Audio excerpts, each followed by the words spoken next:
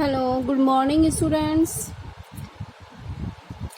Last video में मैंने आपको आइसोसाइनेट तक करा दिया थे फंक्शनल ग्रुप। अब आपके ये कुछ नोट है, ये ध्यान से आप समझिए। कुछ क्रियात्मक समूह ऐसे होते हैं जिन्हें मिथाइल इथाइल उन करके नहीं पढ़ते या लिखते, बल्कि उन्हें कुछ विशेष नाम दिए गए हैं। ठीक है, यानी कि जो हमारे एल्काइल समूह होता है, अगर हम एल्काइल ग्रुप को कुछ फंक्शनल ग्रुप के साथ जोड़ते हैं तो कुछ ऐसे फंक्शनल ग्रुप होते हैं जिनके साथ एल्काइल ग्रुप अगर आर आता है तो उनमें मिथाइल इथाइल करके नहीं पढ़ते और नहीं लिखते, बल्कि उन्हें कुछ विशेष नाम दिए गए हैं। पहले तो आप ये जान लीजिए वो विशेष नाम कौन कौन से हैं। जैसे कि वो स्पेशल नेम है एच। अगर एच आ रहा है आर की जगह पर, एल्काइल ग्रुप की जगह पर, तो हम उसे फॉर्म पढ़ते हैं, FORM फॉर्म। अगर CH3 आ रहा है तो हम उसको यहाँ पर मिथाइल नहीं पढ़ेंगे, एसिड पढ़ेंगे, ACET एसिड। अगर C2H5 आ रहा है तो हम उसको इथाइल नहीं पढ़ेंगे, प्रोपियोन पढ़ेंगे, PROPION प्रोपियोन। प्रोपेन और प्रोपियोन दोनों में अंतर है। प्रोपियोन C2H5 को कहते हैं और प्रोपेन C3H8 को कहते हैं। ठीक है, C3H7 को हम प्रोपाइल नहीं पढ़ेंगे, ब्यूटायर पढ़ेंगे, ब्यूटायर। अब ये जान लीजिए कि ये जो आपके स्पेशल नेम हैं, जो आर की जगह पर आर की वैल्यू रखी जाती है, ये कौन कौन से फंक्शन ग्रुप के साथ अगर आर आएगा तो हमें ये लिखना है और यही पढ़ना है। मतलब लिखा तो सेम जा रहा है, वैल्यू तो सब सेम है आर की, लेकिन हम उसको यहाँ पर मिथाइल इथाइल प्रोपाइल नहीं पढ़ रहे हैं। हम वहाँ पर क्या पढ़ेंगे? फॉर्म, एसिड, प्रोपियोन, ब्यूटायर पढ़ेंगे। जैसे कि आपको पता है, जैसे वो फंक्शन ग्रुप आपके ये हैं। पहला है एसिड, COOH होता है। अगर इसके साथ आर आता है तो आप आर की वैल्यूज को ये सब करके पढ़ेंगे। दूसरा है आर, यहाँ पर आर लगेगा क्योंकि आपको पता है फंक्शन ग्रुप एल्काइल ग्रुप की विशेषता बताता है, तो इसलिए आर ही लगेगा। और आर क्या, एल्काइल ग्रुप क्या होता है? आर होता है। तो RCOOR', ये आपका एस्टर हो गया। थर्ड हो गया आपका CONH2, एमाइड हो गया, यहाँ भी आर लगेगा। अब एस्टर में क्या देख रहे हो? बीच में COO रहेगा और दोनों साइड आर और R' रहेगा। तीसरा है आपका COCl2, COCl।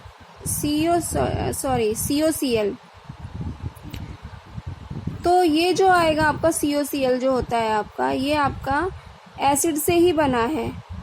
ये 2 नहीं आएगा यहाँ पे, ये आएगा COCl। CO तो रहेगा ही इसमें, OH की जगह पर Cl आ गया, इसीलिए ये एसिड तो है, COOH की फॉर्म में तो एसिड है, लेकिन Cl आ रहा है तो क्लोराइड है। अगर यहाँ पर Cl की जगह Br लग जाए तो एसिड ब्रोमाइड कहलाएगा।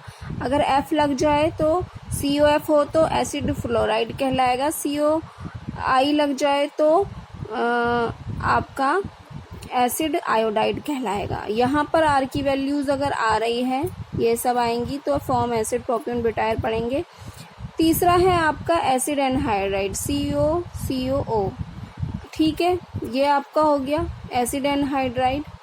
एसिड एनहाइड्राइड में 2 आर लगेंगे क्योंकि यहाँ पर 2 वैलेंसी फ्री हैं। एक आर यहाँ लगेगा, एक आर यहाँ लगेगा, CO, और दोनों साइड के जो O हैं वो भी O से जुड़े हुए रहेंगे। इसको कहते हैं एसिड एनहाइड्राइड। एनहाइड्राइड का मतलब समझिए क्या होता है। एनहाइड्रस पढ़ा होगा आपने। एनहाइड्रस को इंग्लिश में हिंदी में कहते हैं निर्जलीय। तो यानी कि अगर हम यहाँ पर एसिड के 2 मोल ले लेते हैं, सीधी सीधी आप यहाँ पर समझिए कि एसिड एनहाइड्राइड बनता कैसे है। यहाँ पर एसिड एनहाइड्राइड COOH लेकर यानी एसिड के 2 मोल लेकर, इसमें से आपको वाटर रिमूव करना है, वाटर को हटा देना है, वाटर निकाल देना है। ठीक है, तो यानी वाटर कैसे? ऊपर के OH या नीचे के OH। OH और H मिलकर क्या बना लेगा? वाटर बना लेगा। यानी कि यहाँ से आपने OH और H को हटाकर क्या कर दिया? -H2O कर दिया।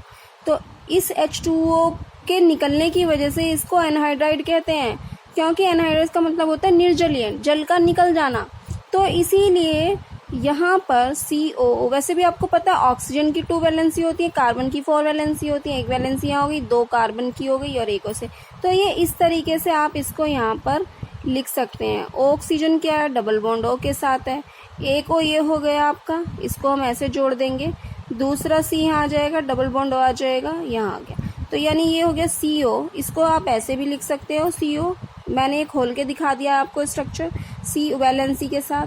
तो यहाँ R लगेगा, यहाँ इसलिए एसिड से बना है। एसिड के 2 मोल लेकर उसमें से पानी अगर हम निकाल देते हैं तो एसिड एनहाइड्राइड बन जाता है। पांचवा है आपका एल्डिहाइड।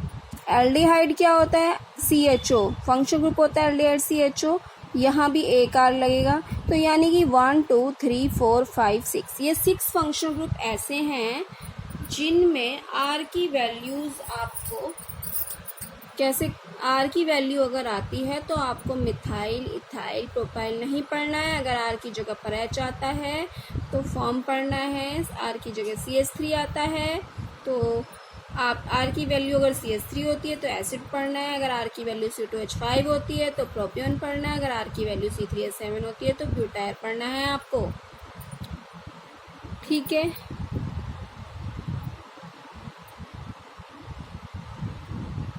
अब आ जाओ फंक्शन ग्रुप कार्बोक्सिलिक एसिड पर। कार्बोक्सिलिक एसिड भी कहते हैं इसको, COOH को एसिड या कार्बोक्सिलिक एसिड कहते हैं। ये बनता कैसे है, पहले तो आप रिएक्शन देख लीजिए। कार्बोनिल, CO ग्रुप को कहते हैं हम कार्बोनिल ग्रुप। जैसे OH को हाइड्रोक्सिल ग्रुप कहते हैं, ऐसे CO को कार्बोनिल ग्रुप कहते हैं। और आप ये भी ध्यान रखिए कार्बोनिल ग्रुप इन सब में ही है। देखा जाए तो एसिड में भी कार्बोनिल ग्रुप है, एस्टर में भी कार्बोनिल ग्रुप है, एमाइड में भी कार्बोनिल ग्रुप है, एसिड क्लोराइड में भी कार्बोनिल ग्रुप है, एसिड एनहाइड्राइड में भी कार्बोनिल ग्रुप है और एल्डिहाइड में भी कार्बोनिल ग्रुप है। क्योंकि अगर हम जब इसको C डबल बॉन्ड O भी लिख सकते हैं, C डबल बॉन्ड O और H इधर आ जाएगा तो ये कार्बोनिल ग्रुप है। ठीक है, carbonyl group plus hydroxyl group, यानी कि ये कार्बोनिल और ये OH को कहते हैं हाइड्रोक्सिल, ये दोनों मिलकर बनाते हैं कार्बोक्सिलिक एसिड। ठीक है, जब ये दोनों ऐड कर देते हैं हम दोनों ग्रुप्स को तो कार्बोक्सिलिक एसिड बनता है आपका। अब देखिए ये कार्बोनिल ग्रुप है, ये हाइड्रोक्सिल ग्रुप है, इन दोनों को जोड़ देंगे, जोड़ के COOH बन जाएगा, 1 वैलेंसी कार्बन की, फिर RCOOH। अब ये देखिए कार्बोक्सिलिक ग्रुप का सूत्र क्या होता है एसिड का, RCOH होगा क्योंकि 1 R आएगा यहाँ पे। R क्या होता है, एल्काइल ग्रुप होता है। अब देखिए R की वैल्यू क्या है, यहाँ पर R की जगह इसने H रख दिया। तो आप एक ध्यान दीजिए, इक एसिड जो इसका प्रीफिक्स में तो सफिक्स में जो इसका नाम होता है वो इक एसिड होता है। एसिड का जो नाम होता है सफिक्स में इक एसिड होता है, इक एसिड बोलते हैं इसको उसमें सफिक्स में। तो आपको ये पता होना चाहिए कि R की वैल्यू H रख दी तो H को क्या कहते हैं, फॉर्म कहते हैं। ये इतना बता दिया, इसको इक एसिड कहेंगे। तो ये बन गया आपका फॉर्मिक एसिड। और फॉर्मिक एसिड आपका काय में पाया जाता है, लाल चींटी बिच्छू में पाया जाता है। लैटिन भाषा के फॉर्मिका से ये लिया गया है। और जो फॉर्मिक एसिड होता है लाल चींटी और बिच्छू में पाया जाता है। दूसरा है आपका CH3COOH। अगर R की जगह CH3 रख दिया तो आपको पता है इतने को क्या कहेंगे, एसिड कहेंगे, इतने को इक एसिड कहेंगे। तो ये बन गया आपका एसिटिक इक एसिड। और वैसे भी सफिक्स का नाम आप एंड में जोड़कर लिखते हैं, है ना। तो फॉर्म एसिटिक एसिड बन गया ये आपका। C2H5 आ गया, इसको हम अभी बताया था प्रोपियोन कहते हैं। COOH को इक एसिड कहेंगे तो ये प्रोपियोनिक, इक को इसमें जोड़ देंगे, प्रोपियोनिक एसिड बन जाएगा आपका। आपको एसिटिक एसिड आपका सिरके में पाया जाता है और प्रोपियोनिक एसिड जो होता है आपका प्रोपियोन, यानी 2 शब्दों से मिलकर बना है, प्रो प्लस पियोन। तो प्रो का मतलब होता है प्रोटीन और पियोन का मतलब होता है फर्स्ट प्रोटीन। तो यानी कि ये मनुष्य में पाई जाने वाली सबसे पहली प्रोटीन है। प्रोपियोनिक एसिड एक प्रोटीन है।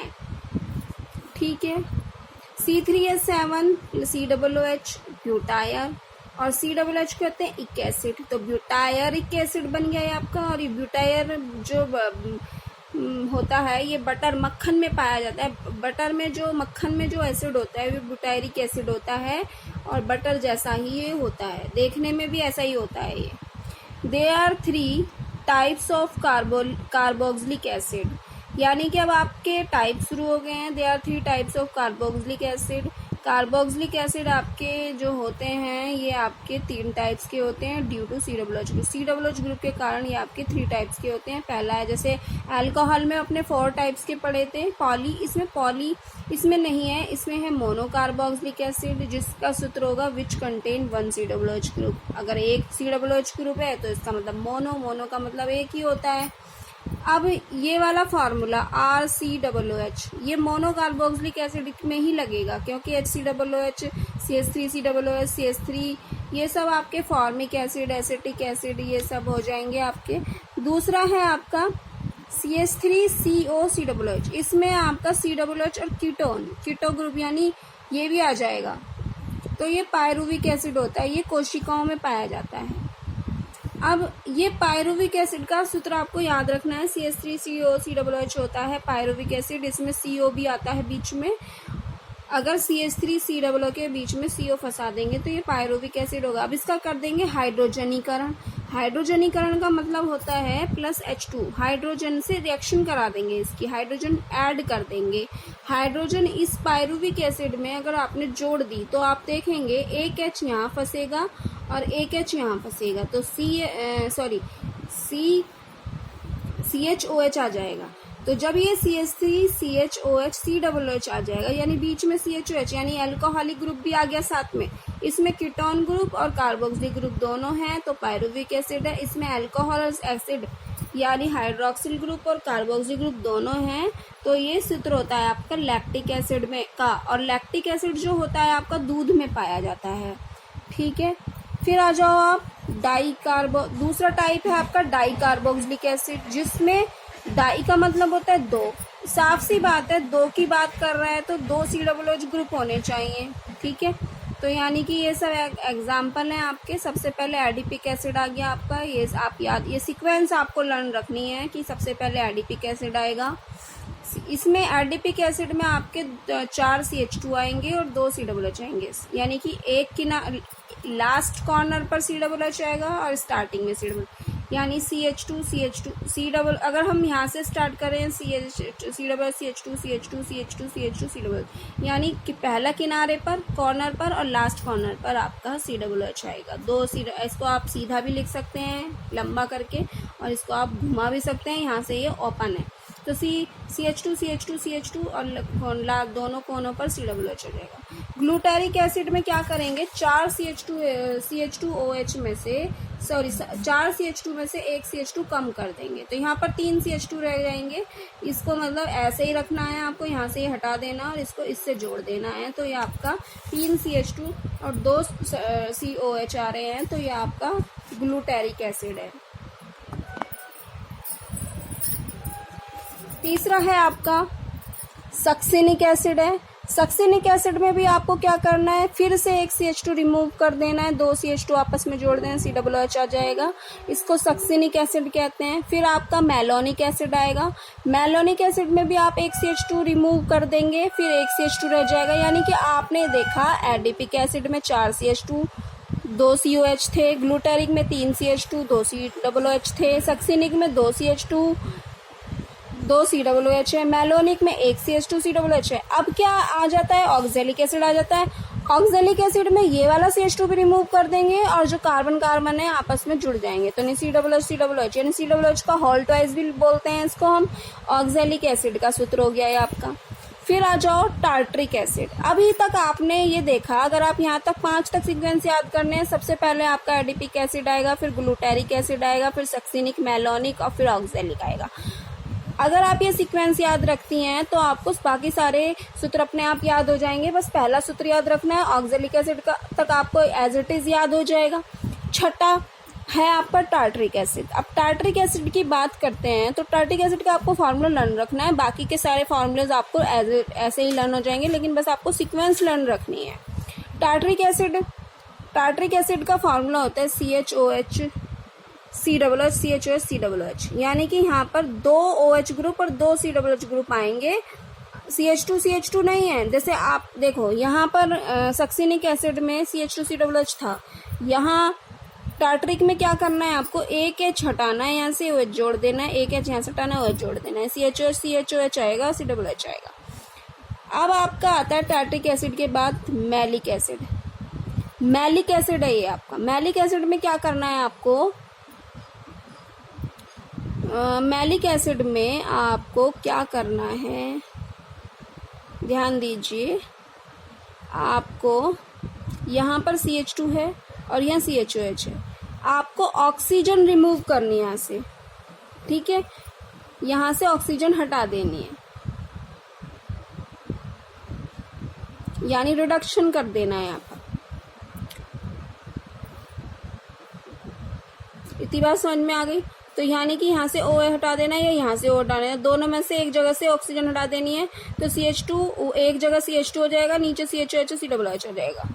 फिर ये मैलिक एसिड हो गया। अब मैलेइक एसिड में क्या करना है आपको, पानी रिमूव करना है, यहाँ से पानी हटा देना है। कैसे, एक H ऊपर वाला, 2 OH लेकर वाटर निकल जाएगा, यानी सीधी सीधी बात है, नीचे भी CH बचा, ऊपर भी CH बचा। अब क्या, अगर CH बच रहा है तो सीधी बात है, अब वैलेंसी, कार्बन की जो वैलेंसी है अभी तक कंप्लीट थी, यहाँ पर इनकम्प्लीट 3 रह जाएगी, तो इसलिए यहाँ पर कार्बन कार्बन के बीच में डबल बॉन्ड आएगा। और ये जो सूत्र होता है आपका मैलेइक एसिड का होता है, ये मैलिक एसिड है और ये मैलेइक एसिड है, ठीक है। मैलेइक एसिड बोलते हैं इसको, ठीक है। ये समझ में आ गए आपको सारे। ये आपके सारे डाई कार्बोक्सिलिक एसिड के एग्जाम्पल थे, 8 के 8। अब आ जाओ ट्राई कार्बोक्सिलिक एसिड, जिसमें 3 COOH ग्रुप पाए जाएंगे, वो ट्राई कार्बोक्सिलिक एसिड होता है। इसका एग्जाम्पल है सिट्रिक एसिड, यानी CH2 COOH COH COOH। सीधी सीधी बात आप याद रखिए, नीचे CH2 COOH CH2 बीच में COH, इसमें एक OH ग्रुप 3 COOH, यानी 3 C आएंगे, 3 COOH आएंगे, और ऊपर नीचे बीच में आपको OH जोड़ना है, कार्बन की वैलेंसी कंप्लीट करते हुए लास्ट कॉर्नर पर आपको हाइड्रोजन जोड़नी है पहले। तो ये आपका हो गया सिट्रिक एसिड। यदि किसी एसिड में से H+ आयन निकल जाते हैं तो वह एट कहलाता है, ये भी आपको ध्यान रखना है। यानी जैसे COOH है, COOH में से अगर मैं एक COOH में से H निकाल देती हूँ तो इतना पोर्शन जो होता है, ये एस्टर भी होता है आपका, ये 8 बन जाता है, 8 कहलाता है। जैसे कि आप देख लो यहाँ पर एग्जाम्पल, कार्बोक्सिलिक एसिड, इक एसिड को माइनस कर देना है, यहाँ से ये इक और यहाँ से ये एसिड को माइनस कर देना है और आपको 8 जोड़ देना है। इक एसिड की जगह पर 8 आ जाएगा, तो ये बन जाएगा आपका कार्बोक्सिलेट बन जाएगा ये आपका। अब कार्बोक्सिलेट में क्या क्या होता है, कार्बोक्सिलिक एसिड के जो एग्जाम्पल हो गए CH3 COOH, जिसको हम एसिटिक एसिड कहते हैं। अब ये देखिए, इक एसिड हटेगा और 8 कैसे जुड़ेगा, जब ये H- होगा, यहाँ से H हटा देंगे तो आपको पता है H पे प्लस का चार्ज होता है, H+ आयन हटेंगे तो CH3 COO पर माइनस का 1 चार्ज आएगा। तो ये हो गया आपका, इतने को एसिड कहते हैं, और एसिड में आपको ATE जोड़ देना है, तो ये बन जाएगा एसिटेट, इतने को एसिटेट कहते हैं। COOH है आपका, इसको ऑक्जेलिक एसिड कहते हैं। इसके भी आपने दोनों साइड से H हटा देने हैं, H+ आयन यानी 2H+ आयन हटेंगे, यहाँ पर 2H+ आयन हटेंगे। तो सीधी सीधी बात है, COO- चार्ज आएगा, नेगेटिव चार्ज आएगा। तो सीधी बात है, इक एसिड की जगह पर आपको 8 जोड़ देना है, तो बन जाएगा ऑक्जिलेट, ठीक है। इतनी बात समझ में आ गई। और ये जो फॉर्म होती हैं दोनों, ये एस्टर की ही फॉर्म होती हैं, ये 8 कहलाते हैं। अब 8 कैसे बना, जब एसिड में से H+ आयन निकल जाता है तो 8 बन जाता है, और ये एस्टर की ही फॉर्म होती है, एस्टर बन जाता है, ठीक है। क्योंकि इस साइड फिर हम कुछ भी जोड़ सकते हैं, इस साइड हम R भी जोड़ सकते हैं, ठीक है। अब आ जाओ एस्टर। एस्टर क्या होता है आपका, एस्टर देख लीजिए। एस्टर का सूत्र होता है RCOOR'। ये बनता कैसे है, एसिड प्लस अल्कोहल की क्रिया कराने से एस्टर प्लस वाटर बनता है। ये आप ध्यान रखिएगा, acid plus alcohol, ester plus water, ठीक है। और ये जो क्रिया है, ये जो रिएक्शन है, ये आपकी एस्टरिफिकेशन कहलाती है, यानी एस्टर का बनना ही एस्टरिफिकेशन। और ये जो रिएक्शन है ये आपकी दोनों डायरेक्शन में होती है। अगर एस्टर प्लस वाटर की रिएक्शन कराएंगे तो एसिड अल्कोहल बनता है, और एसिड प्लस अल्कोहल की कराएंगे तो एस्टर प्लस वाटर बनता है। एग्जाम्पल, जैसे एसिड ले लिया CH3COOH, अल्कोहल ले लिया CH3OH। इसको अल्कोहल को इसने क्या किया, ये आपका मिथाइल अल्कोहल है, जिसको इसने उल्टा करके लिख दिया।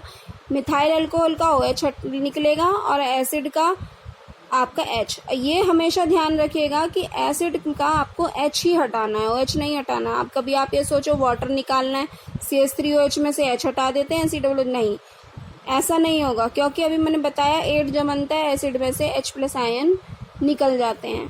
तो CH3COO CH3, ये देखो यहाँ से हट गया CH3COO CH3, जिसको आप कहते हैं एस्टर या एसिटिक। इसका नाम मिथाइल एसीटेट भी है, ठीक है। अब एक बात ध्यान दीजिए, ये R' है, इसमें ये ध्यान देने वाली बात है,